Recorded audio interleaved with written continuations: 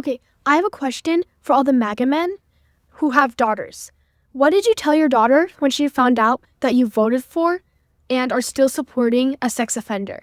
What did you tell them when they found out that he's taking away their rights? Can you really look at your daughter and think that you're providing for her? Would you really leave her alone in a room with Trump? Hi, everyone. Welcome to the What the Hell Happened to America support group. I'm Jennie, and I used to be in a long-term, emotionally manipulative relationship with a man named Donald. Maybe you know him. Red hat, orange face, tiny hands, yells a lot. Tonight, I'm going to read my breakup letter to him. This is real. It's a real letter. I've spent the past couple days writing it just for my own healing journey. 10 out of 10 recommend that you write your own breakup with Donald Trump and all the dreams that he sold you letter. It felt so good to say some of this. And tomorrow I'm going to email it directly to the White House. I will put the White House email address, if you don't already have it and use it often, in the description on this video. It's public record. I literally am going to email it to Donald Trump and film myself doing so. The day after that, I'll probably sage my house and burn any remaining MAGA merch in that little fire pit on my back porch. I know this is a really hard time that a lot of us are going through, whether you are former MAGA or not. It's difficult to see our White House kind of collapse and our government destabilize. And this is an experience that I'm not having fun with. Being a former MAGA girly, this has been an emotional upheaval for me in so many ways. So I know this is hard. And I know that some of us are stuck in that narcissistic abuse pattern of replaying the old times and romanticizing that narcissistic abuser in ways that they didn't deserve to begin with. So I'm sure some of you are still holding on to the rallies, the promises, the way he made us feel like we mattered. But ladies, he sucks. He lied to us. He used us. He cheated with billionaires, with dictators, with anyone of any age and gender. And he also screwed us all, the people he swore to protect. And now it's just time to go no contact with this creep. So grab your tissues, your tequila, your voter registration cards. Let's do this. I'm going to read you my letter. Here we go. Ready on the set? Let's try this again. I'm Jennie Gage, and this is Life Take 2.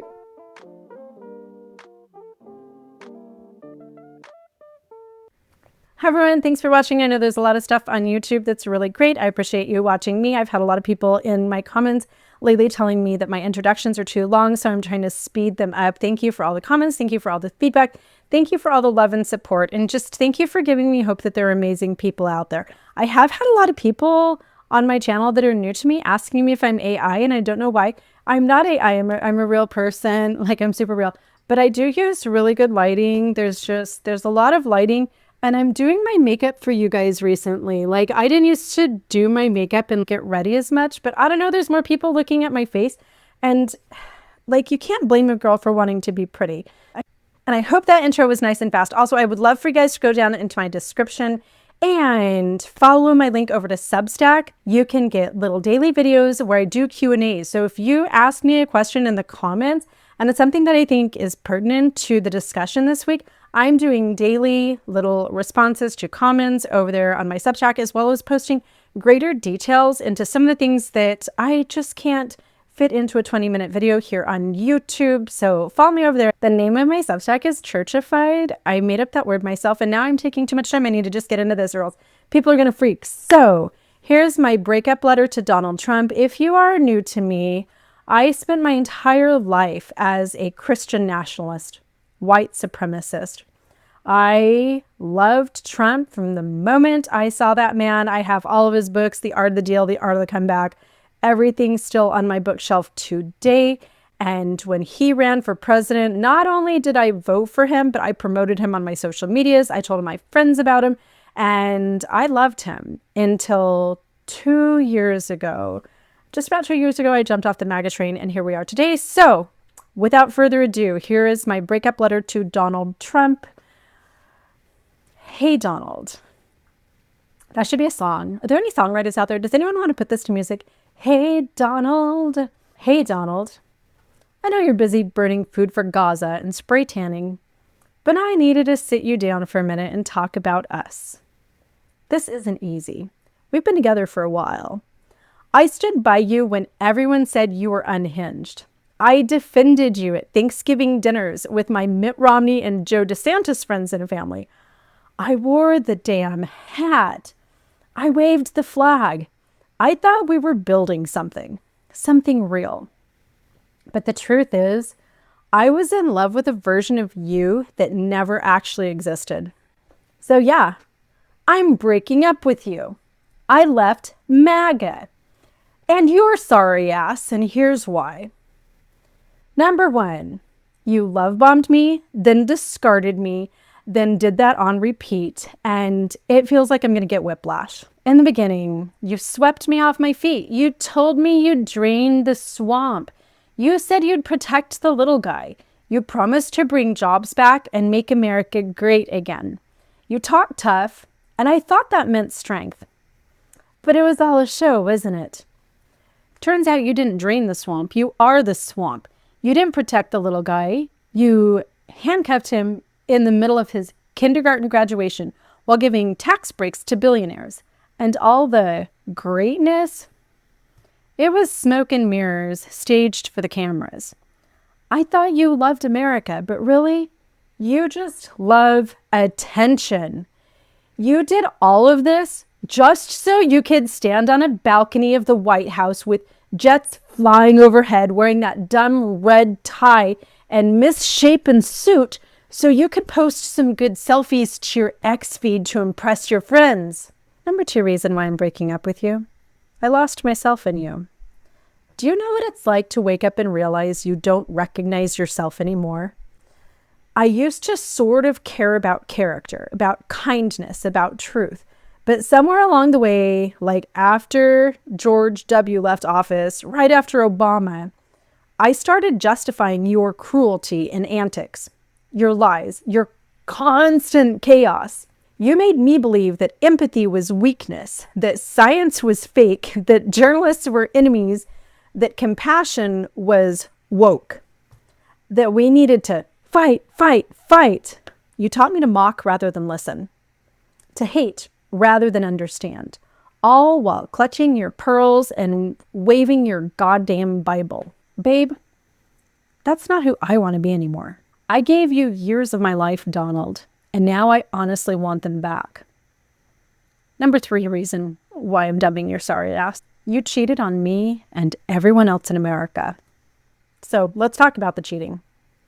Because you didn't just betray me, you cheated on all of us. You were out here flirting with dictators and billionaires like you were trying to start some twisted bromance bachelor show. You had Elon Musk whispering libertarian sweet nothings in your ear while he turned Twitter into a dumpster fire and spread conspiracy theories like confetti.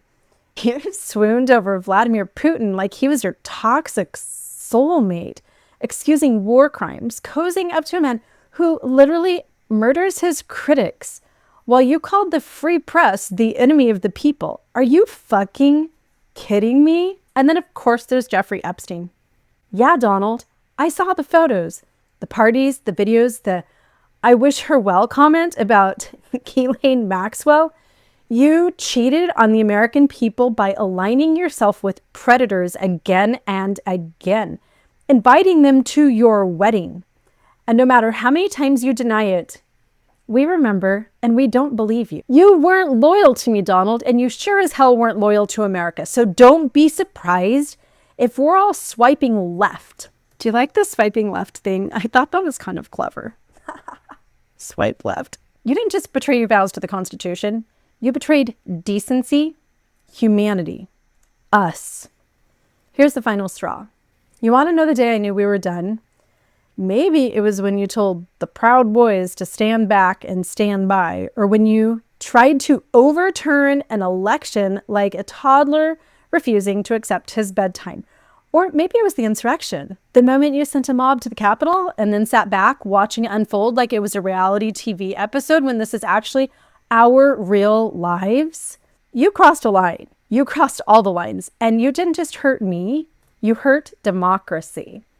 You never even said sorry. You doubled down, gaslit the entire country.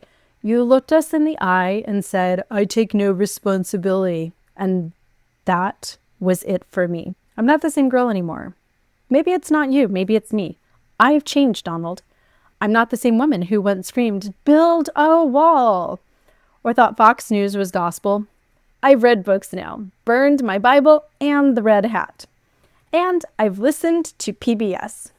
I've had to have hard conversations with people who love me about what a despicable person I was when we were together. And I've realized that loving America doesn't mean blindly following an asshole just because I said I would. It means fighting for liberty and justice for all, not just for people who look and think like me. It means loving our Constitution more than your ego. It means moving forward, not trying to rewind to some 1950s fantasy that was only ever good for rich white men. I wish you well, but I'm done. I won't spend my life screaming into the void anymore. I'm choosing hope over fear, unity over division, facts over Facebook memes.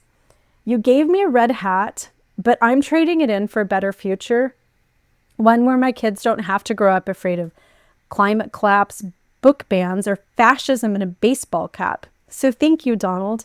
Thank you for showing me exactly what I don't want in a leader or a relationship. We had our moment, but that moment is over. I'm done. See ya. Jennie. That felt so good. So therapeutic. To anyone else who's out there wondering if they can leave too, yes, you can. We're supposed to be the United States of America, not the divided states of America. There's this little thing on our money. It says e pluribus unum, out of many one. It's a very unique thing about America because we were founded by colonizers and immigrants. We are the world. We are the melting pot, and that's one of our strengths. It's part of what has always made us so unique. By the way, Trump's mom was an immigrant from Scotland. Ivana was an immigrant. Melania is an Epstein pipeline girly immigrant with questionable immigration papers. Anyway, sorry, I'm obsessing about my ex-leader. It's okay to walk away. It's okay to change. That's what healing looks like. Let's all go no contact with this creep, and we, the people, will build something better together. Let's blaze a new trail. America deserves more than this abusive relationship, and so do we. And by the way, I've been busily working over here to brand the Democratic Party because I'm an influencer. That's what I do. And I did this a little while ago. We are us. This to me just perfectly represents the whole Colossus poem of bring me your tired, your poor, your huddled masses yearning to breathe free. And also the e pluribus unum, the out of many one. This melting pot of nationalities and personalities, this isn't a flaw, this isn't a defect. This is the beauty of the United States of America that is so different than many nations across the world. And this is not something that we should try to snuff out. My life in white supremacy was so ugly and so fearful, and I would never want that for anybody else. In addition to that, I did not sleep for one entire night, just laying in bed with my little weird high IQ brain, buzzing in circles, trying to come up with the antonym to make America great again. I didn't want to ask AI. This is just me.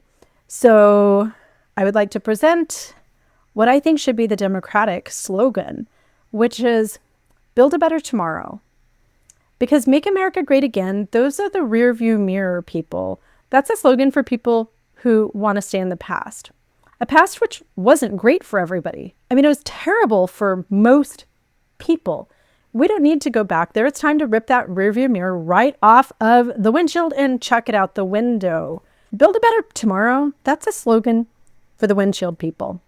People who are willing to put the pedal to the metal, hold on to that steering wheel as tight as we can, realizing that I may not have a map or a GPS of where I'm going. I may only be able to see few hundred feet in front of me on that highway. But I just trust that if we're all on this journey together, we're going to end up somewhere more beautiful than anywhere that we've ever been before. Make America Great Again is so 2024. Let's build a better tomorrow. I love all the alliteration in there too. Just bum, bum, bum, bum, bum. Build a better tomorrow. Mwah. Thanks for watching. I'll be hanging out in the comments. Bye.